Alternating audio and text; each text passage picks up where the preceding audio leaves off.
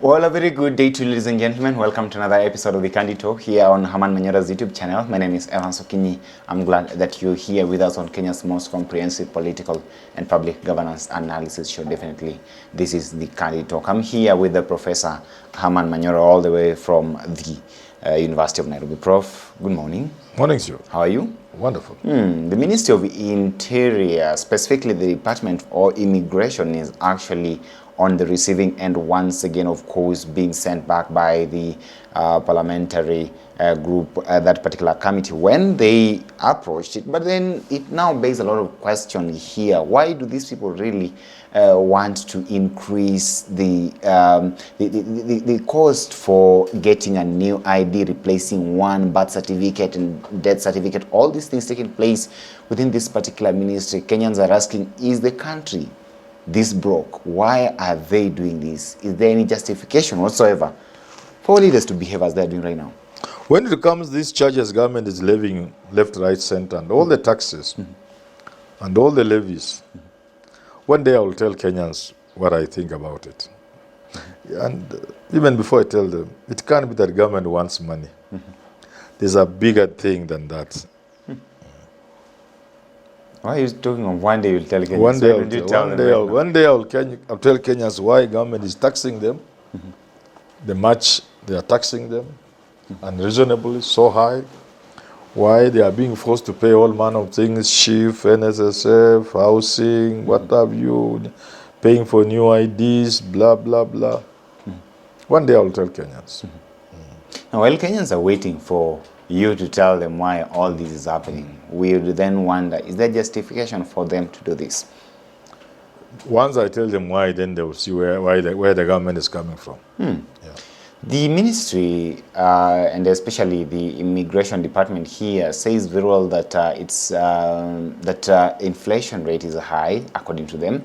And they're saying that the cost of production of some of these items, especially the IDs and the death and birth certificates whatsoever, have also gone high. And therefore, they're saying that this actually leaves them actually with no option other than to increase the prices. Do you buy that? Kenyans are being asked, for example, even before I get the bigger reason why, Kenyans are being asked to finance corruption. So if we have a machine that prints IDs, if it would have cost 500 million, it's cost 10 billion. So you must finance the corruption. And the machine will keep on breaking all the time. And the people coming to repair and getting millions upon millions of shillings. So Kenyans are really, by paying for replacement of IDs and everything else, they are financing corruption. It's not the cost. It has nothing to do with the cost going high, just corruption. Also, if you look at, supposing they were genuine, let's say they are genuine, they need money.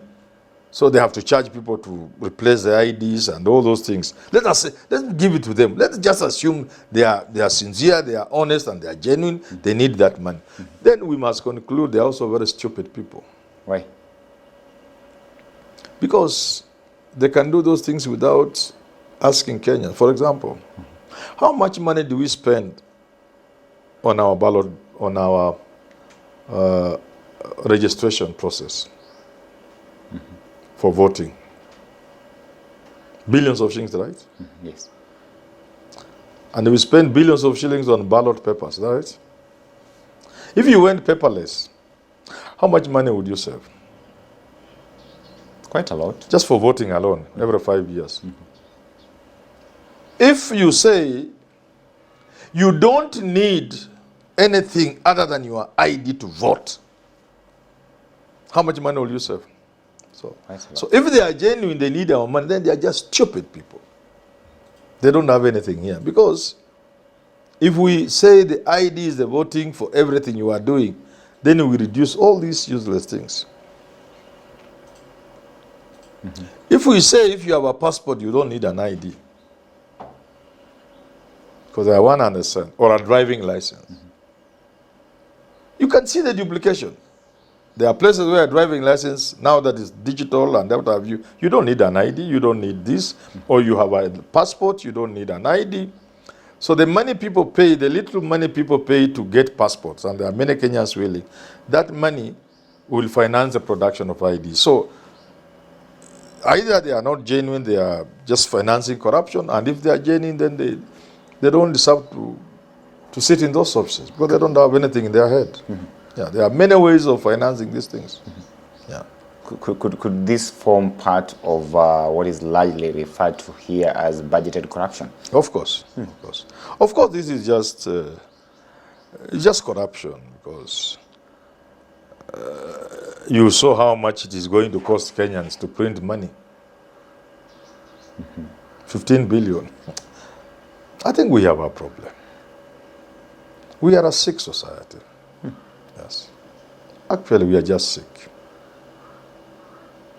And somebody was showing, somebody recently on Twitter said they had received a 1,000 bill. You know, there was money you get somewhere. And somebody had scribbled his telephone number on top. I don't know if you saw it. Then he put the dollar here and put, look at this US is just karatasi ya kawaida. Because on the dollar you can't do things like those. You can't write. So the dollar is printed on a paper that is suitable for printing currency. Hii yetu ni karatasi tu ya kawaida. And look, we are saying we want to spend 15 billion. It is corruption. It is theft. It is raping of motherland. It is done by people who have more money than they will ever finish in their lifetime. People who have more money that even their great-great-great-grandchildren cannot finish. And they are the people who are subjecting Kenyans to misery by stealing more and more. How would you describe such a people? So that you have an urgent safari to make out of the country. The passport machine has broken because it was a cheap one, bought at exorbitant price, or it has been made to break it deliberately to justify the purchase of another one. And the people involved in the game have so much money they can never finish that money, not even to the fourth generation. And I tell dear Kenyans, especially people of my age, please Kenyans, money is not what you think it is. Money is not as important as you think. Many Kenyans are going to get the shock of their lives. Because some of these children we are giving birth to don't even need the money you think they need. I've witnessed my own first cousin who died, and the husband died. They had struggled to buy land in Kitale and they were staying in Mombasa. I've given this example many times. The children can't go there. It means nothing to them. There are all these idiots in this country with huge tracts of land. And their children are not interested. They will not be interested. You die when a bibi yako mnakufa na that land is just taken by people because your children don't find value in that. Not only your children are going to be idiots who think land is everything. Thousands upon thousands of land. Some of these are artists. Some of them are designers. Some of them are musicians. Some of them are things. Some of them are doctors. I had a doctor friend, an Indian. I told him, my friend, why are you struggling with these prescriptions and your father is a billionaire? He told me, I don't want it. I enjoy practicing medicine. Others can take that. I don't want. You see what I'm saying? And when the family of this doctor was relocating to the UK, he told them, don't leave me anything. You sell everything and go. I don't need anything. I'm living in my flat. I'm okay. So those who still don't see this, they don't see that not all our children and grandchildren will be as primitive as we are when it comes to property, like land and houses. A guy will just want to be a teacher and is enjoying teaching. That man just wants to be a nurse, taking care of patients, Nairobi Hospital, Kenyatta Hospital. That's what he wants in life. Peacefully retire. You can keep all the land you stole or you amassed. You can keep all the billions. He's not interested. Kenyans don't know that is the generations we are now bringing forth. The young people we are having. Money doesn't mean to them what it means to us. To foolish us. There are many people with tracts of land that will not be inherited by their children. And there are also many whose children will just squander, sell and drink and do all manner of things. So why do you want to steal money and subject Kenyans to misery? And yet the money does not even mean anything to you. Tomorrow, when you disappear from this world, there may be nobody to care about the money you have stolen.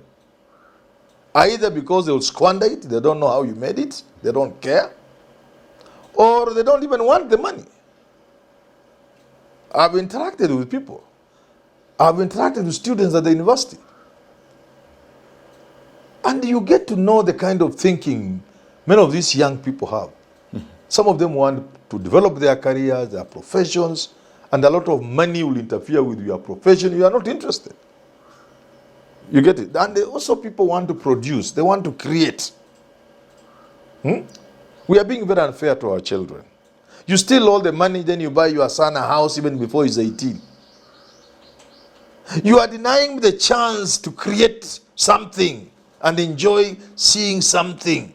Borrow a loan from a SACCO. Buy you a small plot in Kitengela.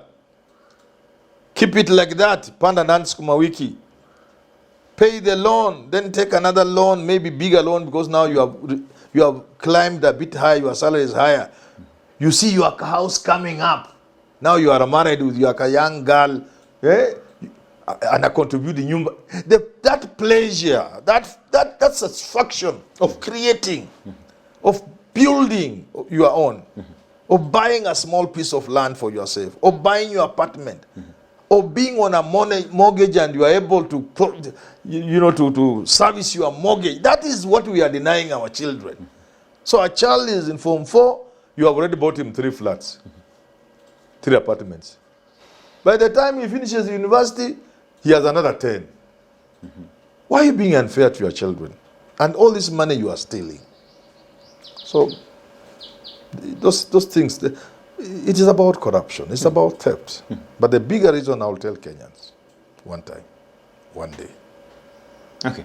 Yes. Now, even as we look at this, definitely the PS here, Julius Bitok, is actually in charge of immigration in this particular country, was actually unable to defend himself on the reason as to why they are actually hiking the rates for all these things, these services that are supposed to be rendered to the common mwananchi down here. But then, do you think that perhaps they will heed to the plea of the members of parliament who actually told them to go back, revise the rates, and at the same time consider the public view, that is, conduct a serious public participation on the same? Even those in parliament are also not serious. What is there to revise?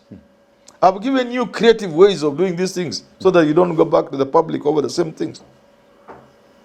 Why do you spend billions through voter registration and somebody has an ID? That's enough to vote. How many billions are you going to save? So to tell them instead of charging 1,000, charge you 600, that's nonsense. Even the MPs are just useless fellows. They should be creative and imaginative.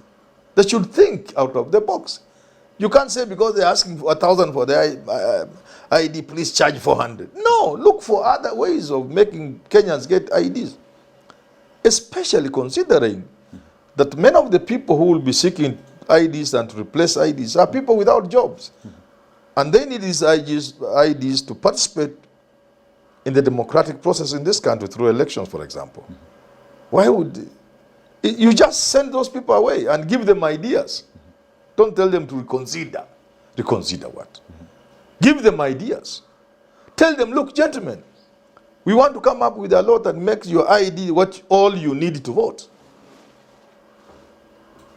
We are turning electronic in voting. 640 million Indians are able to vote in a day, and elections are known in a matter of hours. 640. How many years will it take Kenyan population to get to 640? Not the population of India. Voters, 600 million plus. If it was here, they will vote for 20 years, just voting alone. Do you know how many clerks are needed in an Indian election? My friend, what are you talking about? Do you know the Kenyan population may not be enough to supervise the Indian election? So if they were doing the way we are doing, it will cost trillions upon trillions of dollars to run the Indian election. And then that election will take 10 years for results to come out. We must stop being this cheap. We must remove this shame and embarrassment from ourselves. We must not be the laughing stock of the world. That Kenyan election is one of the most expensive elections. That getting documentation, which is the cardinal duty of any country, to document its own citizens for its own good. Huduma number, 15, how many billions. When shall we stop this cheapness? So back to Parliament. Parliament should have given suggestions that will make Kenyans get all these documents free, including even passports, by making huge savings, for example, when it comes to voting. So you're saying when it comes to voting, we don't have to... You don't have to go and start another process, spend 40 billion, you how much. You know, sometimes I wonder, and pay do we ever sit sometimes and think what we are doing to ourselves? You know, this we are doing to ourselves. We are not doing it to anybody. We are messing our country. We are creating legions and battalions and armies of unemployed young people who will make life miserable for everybody around. That beautiful girl of yours, you love her so much, you have pampered her with all the money you have stolen, which will have gone to create jobs. You've killed the energy sector through corruption. When that girl of yours is raped in the streets of Nairobi, will you be happy? By these young men you are enfranchising economically. Will you be happy? It is one of the worst things that could happen to you as a parent. That your daughter was in the streets of Nairobi and she was raped during daytime. Because a majority of the people walking the streets of Nairobi are jobless. You've destroyed their future through corruption and through stealing. Then you will be on the receiving end. And I keep telling Kenyans, please, why are you doing this to yourselves? Why? In fact, if you are rich, it's you who needs this country to be peaceful. If you are rich, you need order. But there are people in this country who have nothing to lose. You've thrown them to the bottom of the sea. They have nothing to lose. Even if they hear the country has collapsed tomorrow, they have nothing to lose. Nothing will change to them. You think somebody in Kega, what will change to them even if there was a coup in this country tomorrow? They would be okay. What? In fact, he may gain. He may cross over to Karen and get a music system from your house. I mean, it's bad. These things are bad, but we have to talk about them. Because I can see just how unseeing those of us who are stealing from ourselves. I'm also in many places and I see what's going in those places. And just say, why would we not learn to take care of our own country? Yeah. So it's quite astonishing that with the population that India has and even the US, they can conduct elections seamlessly in the shortest time possible. Hours. While here we are still waiting for... You spend billions of money and then spend days on end trying to process a constituency election. As we wait for the Bombers choir to continue singing. Yes, singing and... You know sometimes, why don't we even sympathize with ourselves? Mbona hatuwezi kujionea hata huruma? We are coming out looking so bad. When I see men in suits, I tell them, do you know what you look? And I've been telling people. I was somewhere and I told people. And somebody there got annoyed. I told them, when you are in Europe and people see you are an African, they just know you are a monkey. Because they see the way you are treating your own. You remember in the past few years, I don't know whether it has ended, this is slum tourism. People come with huge cameras to take life in Kibra. They go and show people there, look, are these human beings? They're not human beings. Then you think if you go to London with a tie, anybody will respect you. That's why Africans continue facing racism and discrimination across the world. Because they see what you are doing to your own in your own countries. Who will respect you? Who will respect you? Ladies and gentlemen, allow me stop this conversation at this particular moment. But you can weigh in and tell us whether you think it's in order for the government to actually hike the rates of replacing IDs, birth certificates, death certificates, and all these services which are very essential to the common Mwananchi. Allow me stop this conversation at this particular moment till we have it again. Have yourself a lovely day. Thank you for watching. Thank you for being part of this family. My name is Evans Opini.